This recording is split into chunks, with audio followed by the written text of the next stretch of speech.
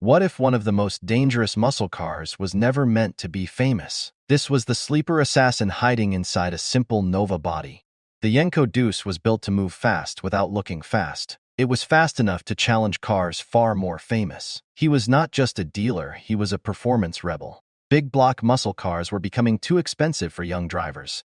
Inside Chevrolet's system existed a silent performance route. The goal was simple: speed that didn't scream. Decades later, replicas would become more common than the original. Finding a real Deuce would become a detective game. Nearly 360 horsepower lived inside this compact monster. The engine was built to climb high revs, not just launch fast. Even legendary performance cars felt its pressure. He believed muscle was about strategy, not size. This car was not designed to be comfortable, only deadly fast. Yenko built performance outside factory thinking. A hidden administrative pathway changed muscle car history. Stealth mattered more than intimidation. Power was trapped, waiting to explode. High horsepower meant financial danger. The legend created its own shadows. Real history needed real documentation. Street stories started spreading. Speed was built by balance. He challenged Detroit quietly. People started talking, not loudly, but in whispers. True speed was not about size.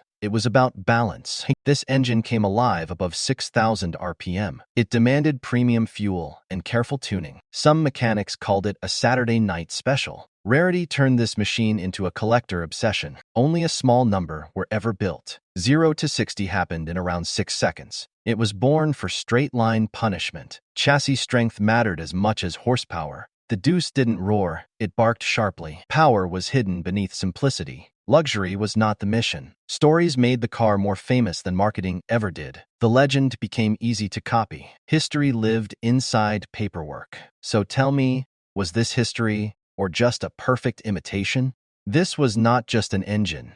It was a performance philosophy. The LT1 was the last pure small block warrior of its era. It was built to win track battles. High compression meant explosive combustion. The solid lifter camshaft gave the engine its sharp mechanical voice. Air was controlled like a racing weapon. The LT1 loved high revolutions. Power stayed strong past 6,000 RPM. It was born for both street and track. Balance mattered more than brute force.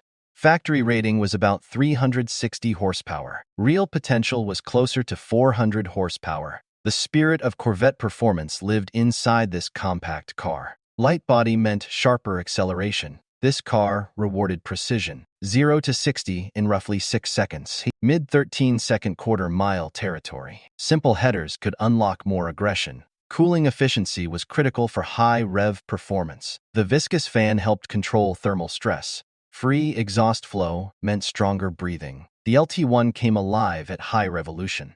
It barked sharply instead of roaring loudly. Street legends were born from stories. Rarity transformed this car into a collector dream. Real history lived inside production paperwork. The VIN was the fingerprint of authenticity. The legend became easy to copy. Collectors feared fake history. The debate was simple: metal versus memory. Stories made the Deuce more famous. Maintenance was part of ownership. It demanded high-quality fuel. Skill decided survival. Power was hidden beneath simplicity. The legend grew quietly. The name itself created intimidation. But the real story of the LT1 was still not fully told. At night, the Deuce moved like a silent predator. It looked ordinary, and that was the whole point. Then the throttle opened, and everything changed. Less weight meant faster response. Back then, street races decided reputations.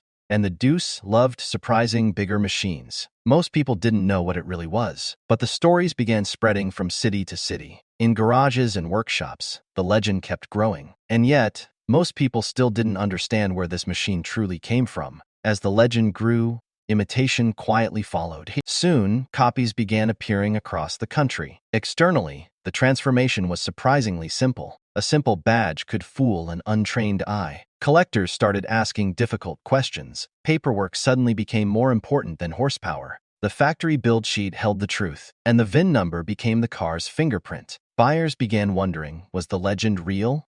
If the copies multiplied, how many real ones were left? Experts began carefully investigating every surviving car. The smallest details started revealing the truth. Dealership records became historical evidence. Some records even showed the day these cars were first delivered. And the numbers revealed a shocking truth. Only a very small number were ever produced, but replicas had already begun multiplying. Sometimes even experts struggled to tell them apart. A single mistake could cost a fortune. Somewhere inside the fog of history, the real Deuce still existed. Collectors began searching warehouses and garages across the country. Some survivors had been forgotten for decades, and sometimes the truth was hiding in a simple envelope. Engine stampings told a story most people never noticed. When numbers matched, authenticity became undeniable. But some histories had been carefully fabricated. Some replicas were built so perfectly, they fooled everyone. Millions of dollars were now riding on authenticity. The question remained painfully simple. Which cars were real and which were ghosts of history? To understand the Deuce,